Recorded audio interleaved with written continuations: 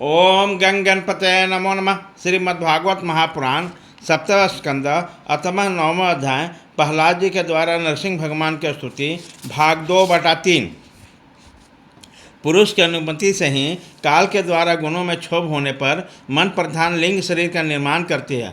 यह लिंग शरीर बलवान क्रम में अनेक नामों में आसक्त छंदोमय है। यह विद्या के द्वारा कल्पित मन, 10 इंद्रियां और 5 तन्मात्राएं, इन 16 विकार और से युक्त संसार चक्र है। जन्महित प्रभु, आपके भिन्न रहकर ऐसा कौन पुरुष है जो इस मन रूपी संसार चक्र को पार कर जाए।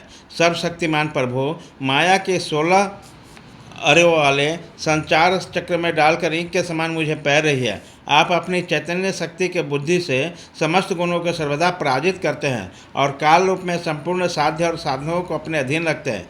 मैं आपकी शरण में आया हूँ, आप मुझे इससे बचाकर अपने सानिध्य में खींच लीजिए। भगवान, जिनके लिए संसारी लोग बड़े ललायित रहते हैं, स्वर्ग में मिलने वाले समस्त लोकपालों की वायु, लक्ष्मी और ऐश्वर्य मैंने खूब देख लिए। जिस समय मेरे पिता तनिक क्रोध करके हंसते थे और उनकी भवें थोड़ी टेढ़ी हो जाती, तब उन स्वर्ग के संपत्तियों के लिए कहीं ठिकाना नहीं रह जाता, वे लूटते फिरते थे।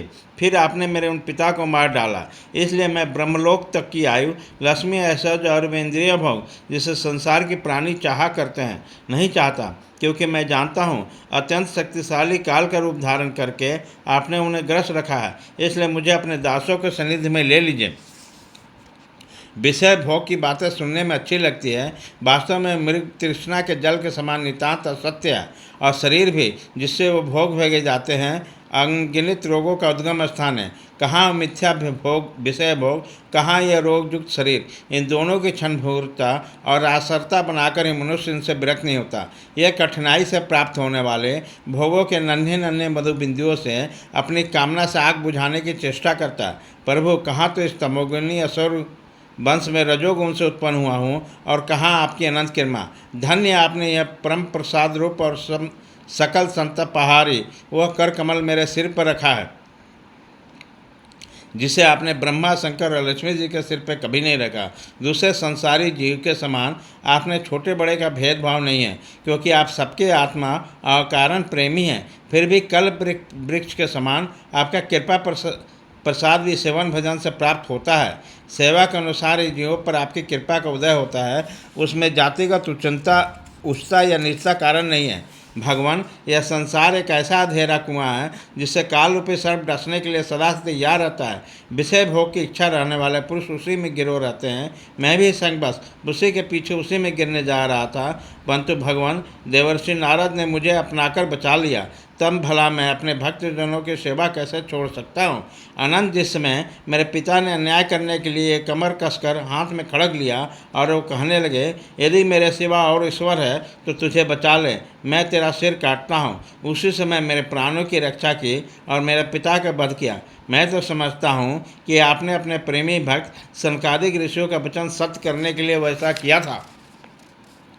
भगवान, यह संपूर्ण जगत एकमात्र आप ही हैं, क्योंकि इसमें आदि ही कारण रूप में थे और अंत में भी अवधि के रूप में रहेंगे, और बीच में इसके प्रतीति के रूप में केवल आप ही हैं। आप अपनी माया के गुणों के परिणाम स्वरूप इस जगत की सृष्टि करने, इसके पहले से विद्वान रहने पर भी प्रवेश लीला करते हैं। उन गुणों से युक्त होकर अनेक मालूम पड़ रहे हैं। भगवान, यह जो कुछ कार्य कारण के रूप में प्रतीत हो रहा वह सब आप है और इसके भिन्न भी आप ही हैं। अपने पराये का भेदभाव तो हर्थहीन शरीरों की माया है, क्योंकि जिसका जन्म स्थिति लय और प्रकाश होता है वह उसी का स्वरूप होता है।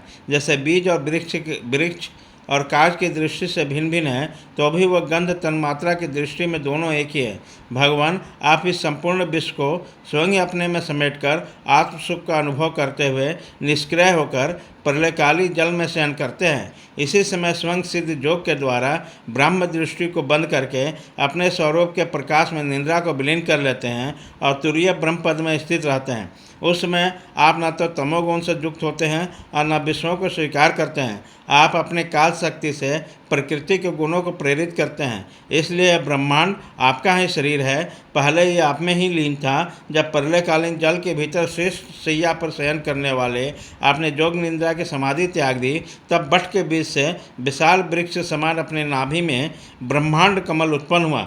उसी समय सूक्ष्म दर्जी ब्रह्मा जी ने प्रकट हुए, जब उन्हें कमल के सिवा और कुछ भी दिखाई नहीं दे पड़ा, तब अपने बीज रूप में व्याप्त होकर आपको वे न जान सके और आप में अपने से बाहर समझकर जल के भीतर घुसकर 100 वर्षों तक ढूंढते रहें, परंतु वहाँ उन्हें कुछ नहीं मिला। यह ठीक है, क्योंकि अंकुर उग जाने पर उस व्याप्त बीज को कोई बाहर अलग कैसे देख सकता है। ब्रह्मा जी को बड़ा आश्चर्य हुआ। वे हार कर कमल पर बैठ गए और बहुत समय पर तीव्र तपस्या करने से जब उनका हृदय शुद्ध हो गया, तब उन्हें भूत, इंद्रिया और अंतःकरण स्वरूप में अपने शरीर में ओतप्रोत स्थित सूक्ष्म रूप का साक्षात्कार हुआ। ठीक वैसे ही जैसे पृथ्वी में व्याप्त उसकी अति सूक्ष्म तन्मात्रा का गंध होता है। विराट पुरुष सहस्रों मुख, चरण, सिर, हाथ, जंगा, नासिका, मुख, कान, नेत्र, आभूषण आयुधों से संपन्न था। 14 लोक और विभिन्न अंगों के रूप में शोभायमान थे। वह भगवान की एक लीला में मूर्ति था। उसे देखकर ब्रह्मा जी को बड़ा आनंद हुआ। रजोगुण और तमोगुण मधु और कैटम नाम के 2 बड़े बलवान दैत्य थे। जब वो वेदों को चुरा कर ले गए, तब अपने हैगिरी अवतार ग्रहण किया और उन दोनों को मारकर सत्यगुण श्रुतियाँ ब्रह्मा जी को लौटा दी। यह सत्य गुण है, आपका प्रिय शरीर है। महात्मा लोग इस प्रकार वर्णन करते हैं। पुरुषोत्तम, इस प्रकार आप मनुष्य, पशु, पक्षी, ऋषि, देवता, मत्स्य आदि अवतार लेकर अनेक लोकों का पालन तथा विश्व को द्रोहियों का संहार करते हैं। इन अवतारों को द्वारा प्रत्येक युग में अपने धर्मों की रक्षा करते हैं। कलयुग में आप छिपकर गुप्त रूप में ही रहते हैं, इसलिए आपका एक नाम त्रियोग भी है। वैकुंठनाथ, मेरे मन में बड़ी दुर्दशा है। यह पाप वासनाओं से तो कलुषित है, स्वयं भी अत्यंत दुष्ट है। वह प्रायः कामनाओं के कारण आतुर रहता है और हर शोक, भय और लोक परलोक, धर्म, पत्नी, पुत्र आदि चिंताओं से व्याकुल रहता है। हमें आपकी लीला कथाओं में रस तो नहीं मिलता, इसी के मारे मैं दीन हो रहा हूँ। ऐसे मन से मैं आपके स्वरूप का चिंतन कैसे करूँ। अच्युत, ये कभी ना गाने वाली जीभ मुझे स्वादिष्ट रसों की ओर खींचती रहती है। जननेंद्रिया सुंदर स्त्री को, त्वचा सुकोमल स्पर्श को, अपेट भोजन को, कान मधुर संगीत को, नासिका भीनी भीनी सुगंध को और ये चपल नेत्र सौंदर्य की ओर मुझे खींचते रहते हैं। इसके सिवा कर्मेंद्रिया भी अपने विषयों को ओर ले जाने का जोर लगाते ही रहती है। भाग 2 खत्म।